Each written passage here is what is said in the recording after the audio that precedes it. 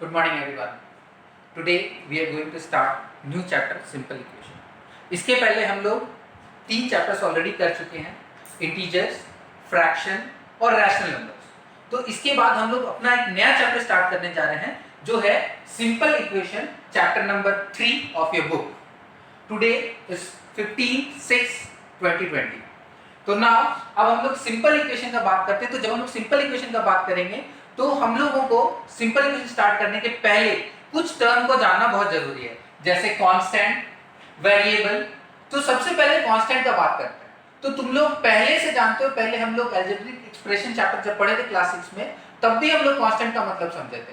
Constant क्या होता है? ऐसा नंबर जो कि फिक्स्ड है, fixed value is called constant.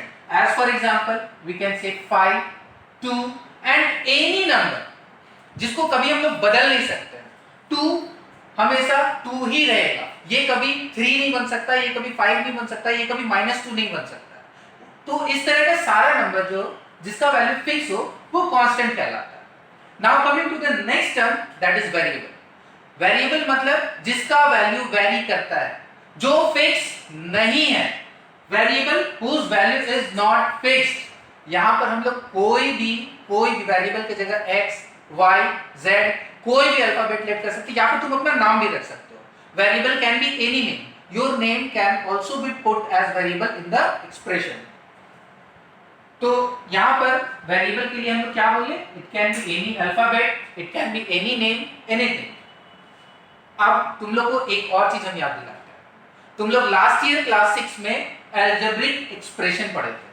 तो अलजेब्रिक एक्सप्रेशन क्या होता था? वहां पे बहुत सारा टर्म्स होता था. You all know terms is separated by the algebraic operators plus और minus sign. तो यहाँ पर जैसे ये हम लोग का कैसा टर्म है? ये वेरिएबल टर्म है. ये वेरिएबल टर्म क्यों है? क्योंकि यहाँ पर वेरिएबल x, और ये कैसा टर्म है? ये हम लोग का कांस्टेंट टर्म है. कांस्टेंट टर्म इसको क्यों बोले? क्योंकि ये एक कांस्टेंट नंबर है जिसका वैल्यू फिक्स्ड है, which cannot change. Algebraic expression के बाद हम लोग इक्वेशंस के पास आते हैं. क्यों? क्योंकि हम लोग को आज क्या पढ़ना है? Simple equation. तो इक्वेशन क्या होता है? अगर हम लोग एक्सप्रेशन में इक्वल्स टू साइन लगाए, अभी हम लोग का एक्सप्रेशन था 3x + 2, इसमें अगर हम लोग इक्वल्स टू साइन लगा दें और एक LHS हो और एक RHS हो, तो ये चूंकि इक्वल्स टू साइन लग गया तो ये पूरा कहलाएगा इक्वेशन. इक्वेशन में RHS अभी हम लोग कांस्टेंट लिए हैं. इसका ये मतलब बिल्कुल नहीं है कि इक्वेशन का RHS हमेशा कांस्टेंट होता है. ये कांस्टेंट भी हो सकता है, कांस्टेंट होता है. ये कांस्टेंट भी हो सकता है, वेरिएबल भी हो सकता है. यहाँ LHS भी कांस्टेंट हो सकता था या RHS भी वेरिएबल हो सकता था. तो अभी हम लोग इक्वेशंस देख रहे थे. अभी हम लोग इक्वेशन देख रहे थे, जैसे कोई भी इक्वेशन है यहाँ पर 3x + 2 = 15. कोई भी इक्वेशन को सॉल्व करने के लिए हम लोगों के पास 3 मेथड होता है: trial and error method, balancing method और ट्रांसपोजिशन मेथड. हालांकि हम लोग फ्यूचर में सबसे ज्यादा ट्रांसपोजिशन मेथड यूज करेंगे, बट आज हम लोग अपने क्लास में सबसे पहले ट्रायल एंड एरर मेथड पढ़ेंगे. तो अभी हम लोग देख रहे थे ट्रायल एंड एरर मेथड. तो ट्रायल एंड एरर मेथड में हम लोग क्या करते हैं कि जो हम लोग का गिवन इक्वेशन रहता है उसमें x का वैल्यू कुछ भी 1, 2, 3, 4 कुछ भी हम लोग डालेंगे और चेक करेंगे कि डालने के बाद हम लोगों का LHS RHS के इक्वल है या नहीं है.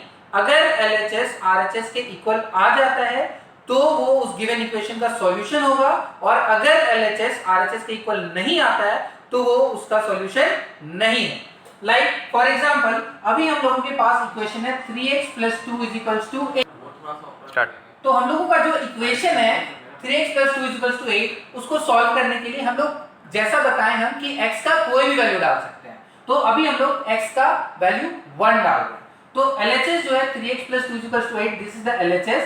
तो LHS में हम लोग यहाँ पर x का वैल्यू 1 पुट करेंगे. 3 × 1, x का वैल्यू 1 है, +2 यानी 3 × 1 = 3 + 2 दिस विल गिव 5.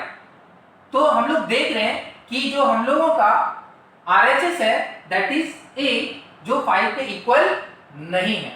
तो LHS is not equals to RHS, यानी कि 1 is not the solution for the given equation. तो चूंकि वन सॉल्यूशन नहीं आया तो क्या होगा, हम लोग कोई दूसरा नंबर ट्राई करते हैं। Let us go for the value of x as 2।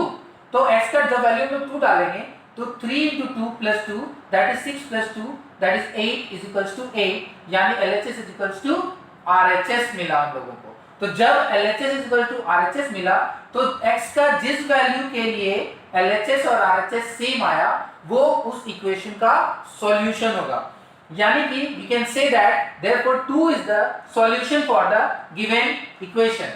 तो इस तरह से हम लोग x का कोई भी वैल्यू आर्बिट्रेरली अपने मन से कोई भी वैल्यू 1 2 3 4 और even negative numbers, even fraction, you can use any number to find the correct value of the given solution using trial and error method। तो हम लोग आज पढ़े सिंपल इक्वेशन, उसमें हम लोग पढ़े ट्रायल एंड एरर मेथड। तो हम लोगों को कुछ काम है जो घर से करना होगा। तुम लोगों के पास जो बुक है उसमें जो एक्सरसाइज 3.1 है, एक्सरसाइज 3.1 का क्वेश्चन नंबर 2 सारा करना है और 1 भी सारा करना है। क्वेश्चन नंबर 2 जो है एग्जैक्टली सेम है ट्रायल एंड एरर मेथड जो अभी हम समझाया है। और क्वेश्चन नंबर 1 में तुम लोगों को बोला गया है check whether the value of variable given in bracket is a solution, यानी कि इसमें जो इक्वेशन के साथ में ब्रैकेट में जो वैल्यूज दिया है वेरिएबल का, उस वैल्यू को डालकर तुम लोग को सिर्फ ये पता करना है कि वो जो गिवन वैल्यू है वो उसका सॉल्यूशन है या नहीं है। That's all for today, thank you everyone.